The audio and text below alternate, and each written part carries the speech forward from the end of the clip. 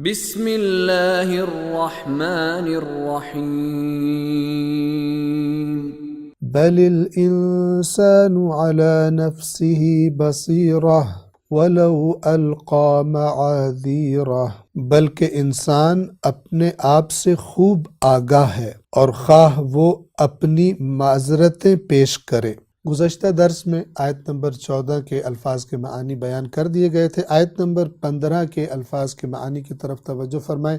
پہلا حرف ہے واو یعنی اور، لو اگر، اگرچہ کے معنی میں آتا ہے، اور یہاں پر اگرچہ یا جس طرح ہم نے ترجمہ میں عرض کیا کہ اور خواہ، تو انشاءاللہ واضح ہے اگرچہ یا خواہ کے معنی میں ہے القا۔ بنیادی حروف لام، قاف اور یا ہیں، اور لقا عربی زبان میں کہا جاتا ہے کسی کے سامنے آنا، کسی کو پا لینا، اسی سے ملاقات بھی ہے۔ ملاقات کیا ہوتی ہے؟ جب انسان کسی کے سامنے آتا ہے اور گویا کہ اس کو پا لیتا ہے، اسی کو ہم ملاقات کرنا کہتے ہیں۔ اسی لقا سے لفظ القا ہے۔ القا کا معنی ہے، بنیادی معنی یہ ہے کہ کسی چیز کو سامنے کر دینا، اور پھر اسی کی مناسبت سے کسی چیز کو سامنے انڈیل دینا، یا کسی چیز کو سامنے پھینک دینا، یا پھر پھینک دینا یا انڈیل دینا، اس کو بھی القا کرنا کہا جاتا ہے۔ تو القا اگرچہ وہ انڈیلتا ہے یا بار بار لے کر آتا ہے سامنے، پیش کرتا ہے کس چیز کو؟ معاذیرہ، اپنی معذرتوں کو۔ معاذیرہ دو حصوں پر مشتمل ہے، معاذیر اور ہا، یہ جو آخر میں ہا ہے، یعنی بنیادی طور پر اس کا معنی ہے اس کی، لیکن یہاں پر ہم کہیں گے اپنی معذرتیں۔ معاذیر جمع ہے معذرت کی، اور معذرت جو ہم اردو زبان میں بھی استعمال کرتے ہیں، انگلش میں اس کا جو معنی ہے، وہ لفظ جو استعمال ہوتا ہے وہ ہے ایکسکیوز۔ تو معذرت کے بنیادی حروف ہیں عین، ذال اور را۔ عذر، آپ نے سنا ہوگا کہ میں نے یہ جو کام کیا ہے اس کام کا میرا عذر یہ تھا۔ عذر یا معذرت، توجہ فرمائیں، عام طور پر اردو میں جب ہم عذر کہتے ہیں تو اس کو ایکسکیوز کہتے ہیں، اور معذرت کو ہم زیادہ تر معافی مانگنا اور سوری کرنے کے معنی میں لیتے ہیں، جبکہ عربی زبان کے اعتبار سے عذر اور معذرت اس کا تقریباً ایک ہی معنی ہے، یعنی وہی عذر کے معنی میں ہے، ایکسکیوز کے معنی میں ہے۔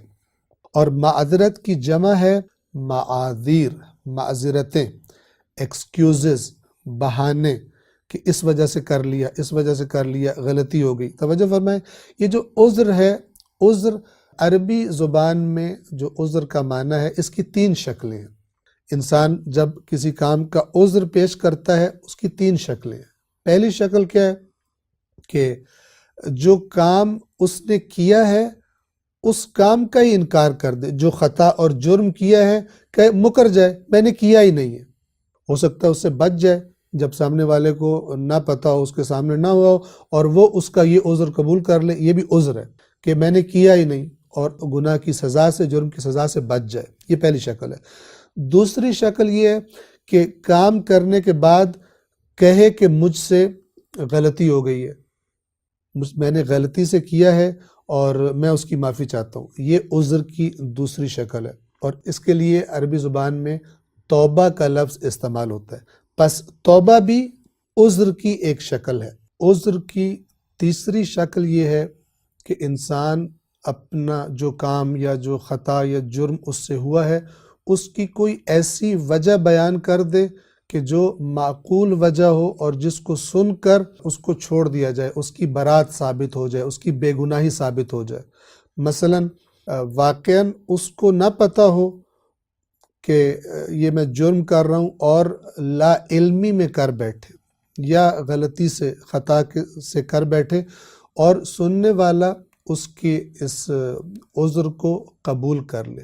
تو یہ 3 شکلیں جو عذر کا معنی ہے عربی زبان میں، اس کی یہ 3 شکلیں ہیں۔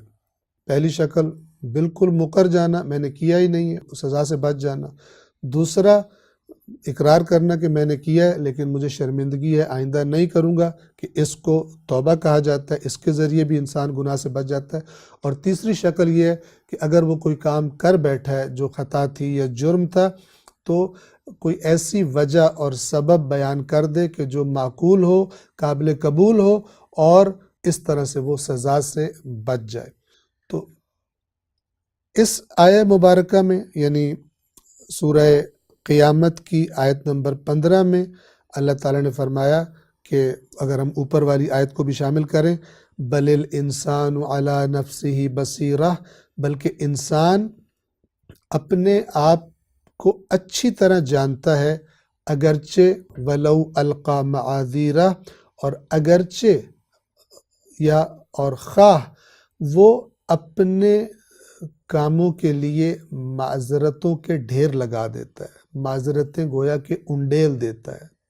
توجہ فرمائیں، یہ جو آیات ہیں اپنی گزشتہ آیات سے اگر ان کے رابطے کو دیکھا جائے تو اللہ تبارک و تعالیٰ کیا سمجھانا چاہتا ہے کہ اگرچہ قیامت کے دن انسان کو اس کے تمام اعمال کی خبر دی جائے گی، لیکن ایسا نہیں ہے کہ انسان کو اس سے پہلے خود اپنی حالت کا پتہ نہیں ہوگا۔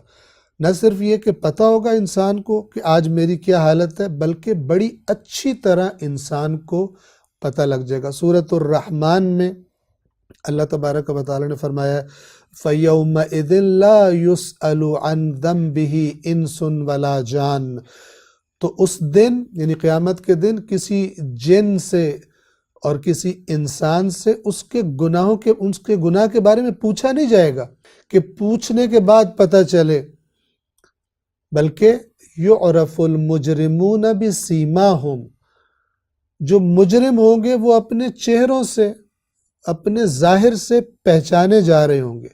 فیؤخذ بالنواصی والاقدام، اور ان کو پھر پیشانی کے بالوں سے پکڑ کر اور لاتوں سے پکڑ کر گھسیٹ کر ان کو جہنم میں ڈال دیا جائے گا۔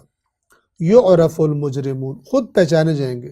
یا جیسے قرآن مجید فرماتا ہے یوم تبیض وجوہ وتسود وجوہ، جس دن کچھ چہرے سفید ہوں گے اور کچھ چہرے سیاہ ہوں گے، یعنی انسان اپنے آپ کو بھی اچھی طرح سے پہچان رہا ہوگا اور ظاہری حالت بھی، چونکہ جب انسان اندر سے ڈسٹرب ہو تو اس کے جو آثار ہوتے ہیں وہ اس کے چہرے پر بھی دکھائی دے رہے ہوتے ہیں۔ تو انسان کو اعمال نامہ دیا جانے سے پہلے ہی جب محشور ہوگا اور اٹھ کر کھڑا ہوگا دوبارہ، تو اسے پتہ ہوگا کہ میری حالت کیسی ہے۔ اور جو اللہ کے نیک بندے ہوں گے لا خوف علیہم ولا هم یحزنون، نہ کوئی خوف ہوگا نہ کوئی غم ہوگا۔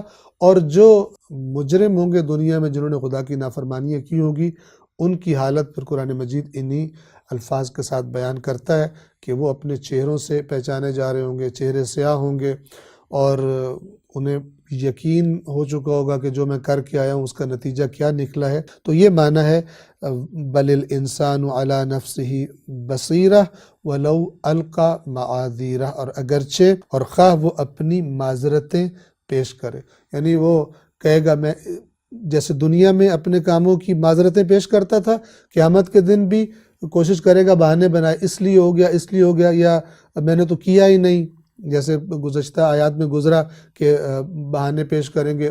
جو دنیا میں کرتے تھے قیامت کے دن بھی کہیں گے، دنیا میں جھوٹ بولتے تھے قیامت کے دن بھی جھوٹ بولیں گے، دنیا میں کہتے تھے آیات کو نہیں مانتے تھے، اللہ کے بارے میں جھوٹ بولتے تھے، قیامت کے دن جھوٹ بولیں گے ہم مشرک نہیں تھے۔ اور اسی طرح یہاں پر بھی جو دنیا کے جرم ہوں گے ان کے معذرتیں پیش کرنے کی کوشش کریں گے، لیکن یہ معذرتیں ان کو کوئی فائدہ نہیں دیں گی۔ اس کو جاری رکھیں گے انشاءاللہ۔ والسلام علیکم ورحمۃ اللہ وبرکاتہ۔